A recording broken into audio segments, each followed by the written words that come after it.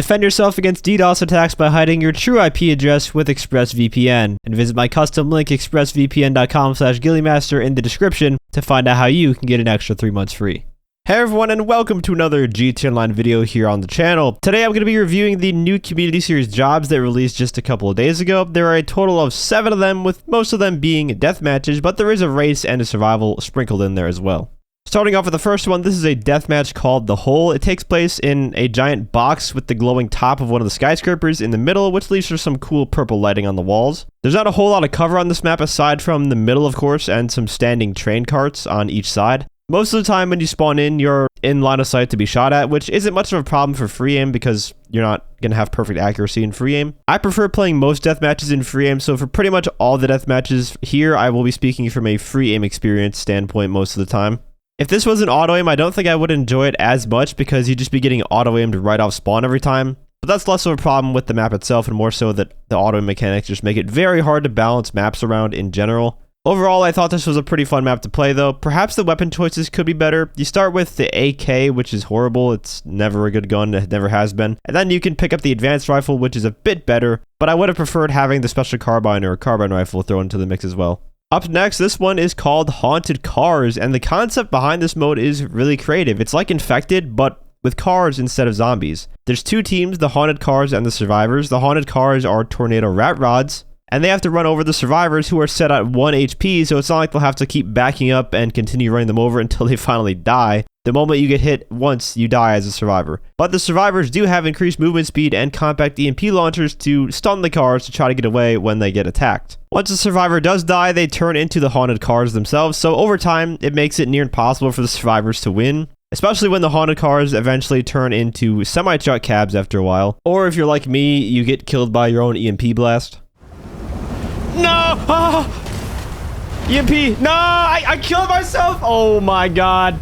The map itself is also very well made at the docks. There are no ways that I've found to cheese the game with a cheap hiding spot as a survivor. Everything is walled off nicely to prevent that. And overall, I enjoyed my time with this mode and did multiple plays of it because I just think it's a good mode. Maybe even the best one out of the bunch here. Moving on to Cemetery RNG. As the name suggests, this takes place at the cemetery in the city. You have a preset loadout with infinite ammo, which is nice. And I do like the weapon choice here. There's a Special Carbine Mark II, a sniper rifle, a shotgun. Just a nice variety of different weapons. You also get increased movement speed and your health slowly goes down over time, so you can't really just camp at one spot for too long, otherwise you'll die. And what's nice is there are plenty of health pickups around the map, which also works nice in tandem with the increased movement speed, so you can run around and dodge gunfire as you try to run for the health pickups. Although that is probably only possible in free aim. In auto aim, you'd likely die very quickly from running around. Gun smacking is also a little annoying, but that's not really an issue with the map. In auto aim, I doubt gun smacking would be an issue, but in free aim, it's annoying because you can't just laser someone down as they try to run up to you for the gun smack. My favorite thing to do in this map, though, was just snipe them once and then pull out the combat shotgun and just put some pellets into them to finish them off. It worked out quite well, despite the shotgun only having 6 shells before having to reload. Really wish it had at least 10 or 12. The combat shotgun is just really satisfying to use, though. The next one here is a King of the Hill map called Citadel. The weapons utilized are muskets, marksman pistols, grenades, double-barreled shotguns. It's meant to be old style of weaponry. And for this one, I actually think it does play better in auto aim because using the musket in free aim trying to land headshots is super difficult and basically turns the entire match into a smack fest.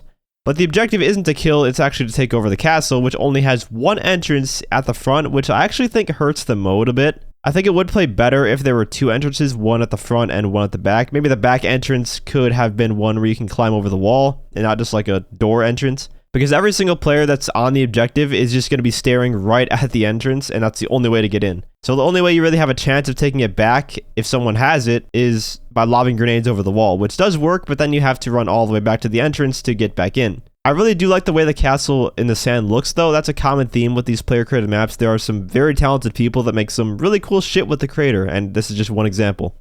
Moving on to Jump Paleto Bay. This is a Battle Royale style map, but instead of 1 life, you get 3 lives, so it's more like a Resurgence style mode as opposed to a traditional Battle Royale. And each time you do die, you parachute back into the map, which is cool. The player area is supposed to shrink on this map, and it does over time, but it doesn't feel like it shrinks quite fast enough. Even nearing the end of the match, I never felt like I was forced to move inward. I was pretty safe just staying on this rooftop for a majority of the match. And I'm not sure if that's an issue with the respawn points being too high, so they would eventually be out of the zone if the circle closed faster, or maybe you just can't adjust how fast the circle closes in general. I'm not quite sure. I just feel like at the end of the match, everyone should be forced to move into a very, very small circle, and unfortunately that doesn't really happen here. I do like the weapon choices that are placed around though. There's the Special Carbon Mark II you can't really go wrong with. Explosives might be a bit too strong. I feel like getting one hit by a Sticky Bomb or RPG from full health and armor is a bit cheap. Perhaps those could have their damage lowered so it takes 2 explosives to kill you, considering it is a battle royale style that you have limited lives on. Continuing on, this is a race called the City 5. It's locked to the original Roosevelt. You can't use any custom vehicles here. And this is a very good race.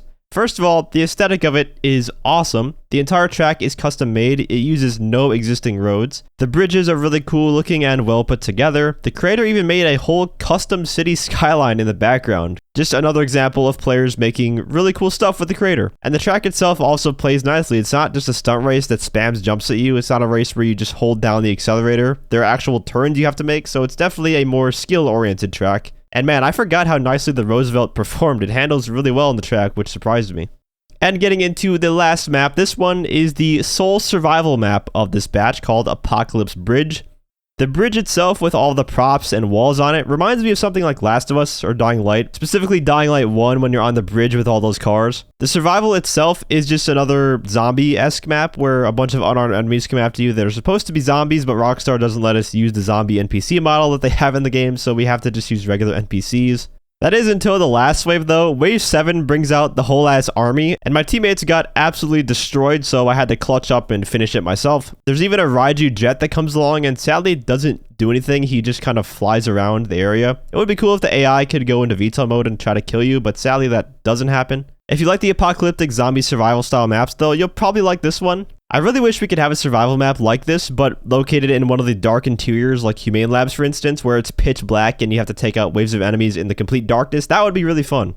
Anyways, that about wraps up my review of the 7 new community series jobs. Overall, these are some pretty decent picks. I would say my favorites are definitely the haunted cars and probably the cemetery one. I think those two play the best. And the race is definitely a close third. I also enjoyed these a lot more than I did the recent Rockstar created death matches. There's a good variety here in the map choice. Let me know what you guys think about them in the comments down below. Which ones are your favorite, if you did have a chance to play them yet. And if you enjoyed the video or found it helpful, feel free to leave a like, as well as subscribe to my channel for more GT Online content. I want to give a huge shout out to all my channel members for your support. If you'd like to become a member for some exclusive perks, you can either use the join button or the link that's down in the description.